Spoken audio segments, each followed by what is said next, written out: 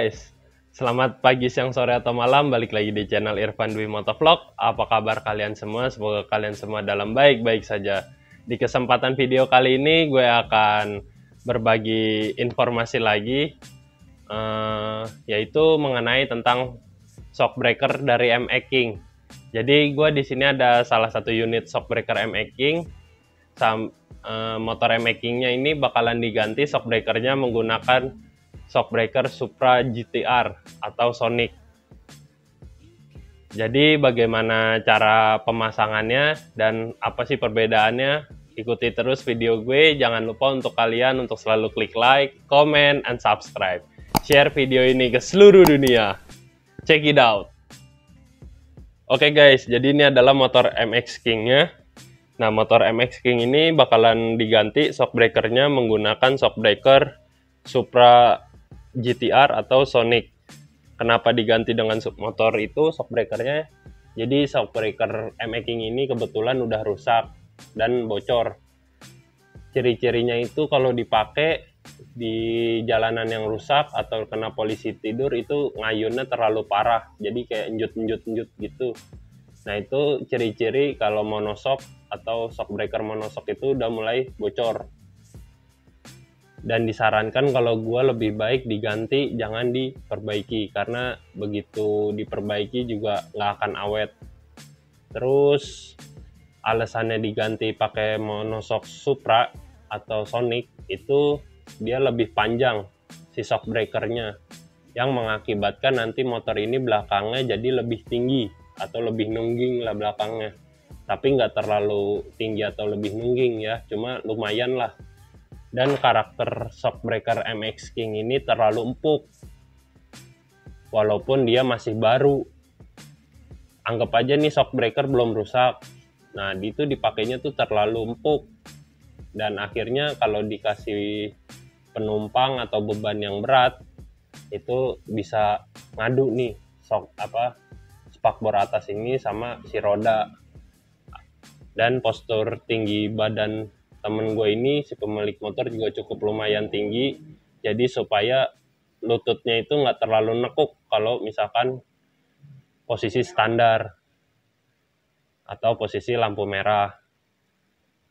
Untuk shockbreakernya itu yang akan digunakan ini dia baru beli di online, harganya sekitar 400.000. Nah, ini adalah shock Supra GTR atau Sonic, sama aja, jadi bisa PNP. Kenapa PNP? Ini lubang bautnya yang bagian atas dan bagian bawah sama. Untuk dikomparasikan nanti bakalan gue bongkar dulu ini shockbreakernya, baru nanti kita lihat perbandingan panjangnya.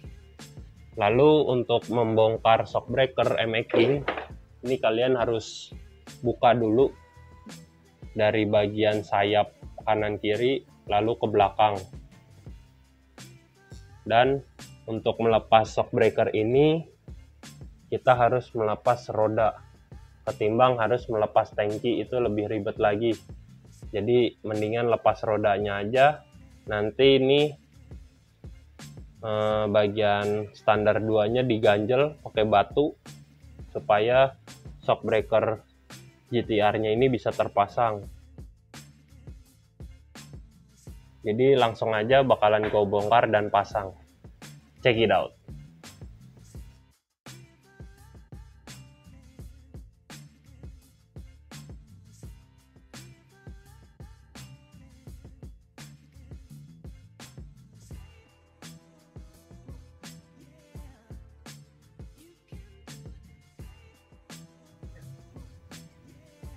Jadi ini dia guys, udah tercopot bagian shockbreakernya.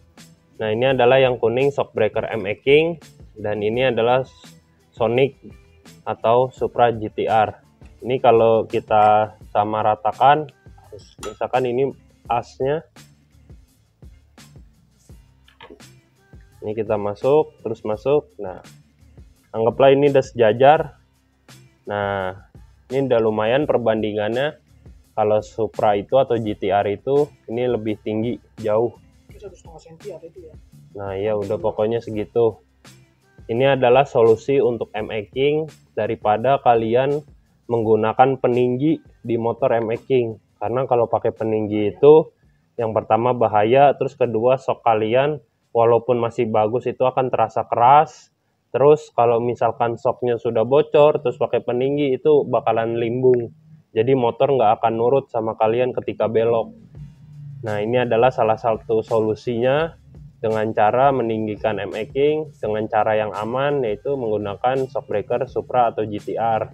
Ini juga bisa jadi solusi buat kalian kalau yang nonton video ini kalian punya Supra GTR atau Sonic yang memiliki masalah tinggi badan terus motornya ketinggian.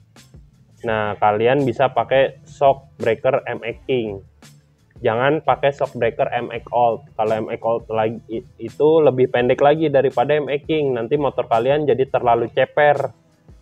Nah, ini adalah salah satu solusi dari dua motor tersebut, Jupiter MX King dan Sonic. Pemasangannya itu PNP karena ini bawahnya pun sama. Ini baut aslinya nih, punyanya Jupiter MX King. Kita pasang di sini.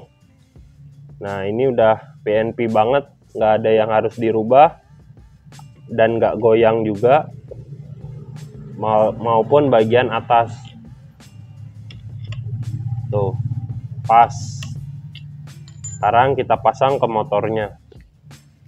Nah, ini kan tadi gue bilang nggak harus buka tangki, ternyata harus buka tangki karena gue nggak punya kunci T14.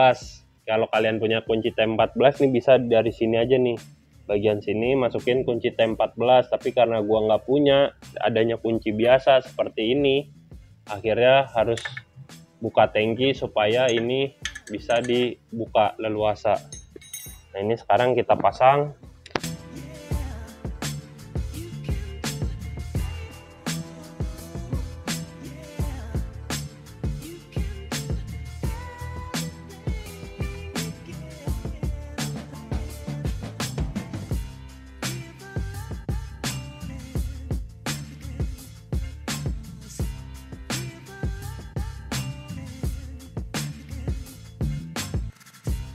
Oke guys, jadi ini adalah tampilannya setelah terpasang, tapi belum sama bodinya. Cuma di sini sudah cukup jelas pemasangan shockbreaker dari Supra GTR atau Sonic di motor MX King. Ini PNP banget. Jadi kalian bisa lihat tuh bautnya masih pakai baut standar. Terus rumah pangkonnya juga nggak diketok-ketok atau nggak dimartil atau nggak disempitin atau dilebarin, enggak. Ini masih keadaan normal standar, termasuk yang di bagian bawah arm. Tuh, ini PNP banget, jadi sama persis cuma beda panjang. Alhasil ini harus pakai batu bata karena standar 2 M-King ini jadi kurang panjang, dan satu batu bata ini bannya baru bisa seperti pakai standar normalnya. Jadi ini standar nanti harus dilas setinggi batu bata ini. Ya cukup lumayan lah penambahannya, tapi motor jadi lebih tinggi dan tidak mudah gasruk atau gesrot. Itulah penyakit M-King kalau menggunakan shockbreaker standar ketika boncengan. Sekarang bakalan gua rakit lagi sampai beres.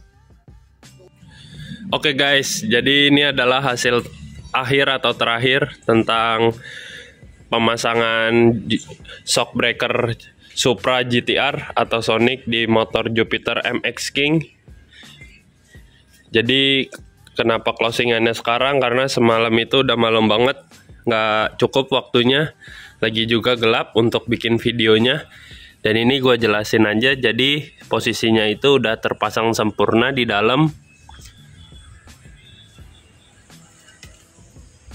dan pemasangannya itu semuanya PNP, nggak ada yang dirubah sama sekali. Lalu lanjut ke bagian belakang.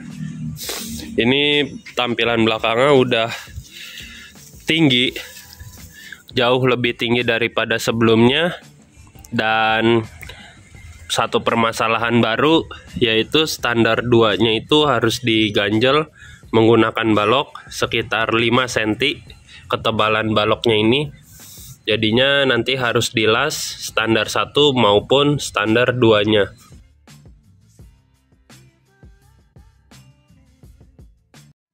Cukup sekian dari gue. Jika ada yang ingin ditanyakan melalui komentar, silahkan. Buat yang sudah nonton video gue, jangan lupa untuk selalu kalian klik like, comment, and subscribe. Share video ini ke seluruh dunia. Bye-bye. Thank you.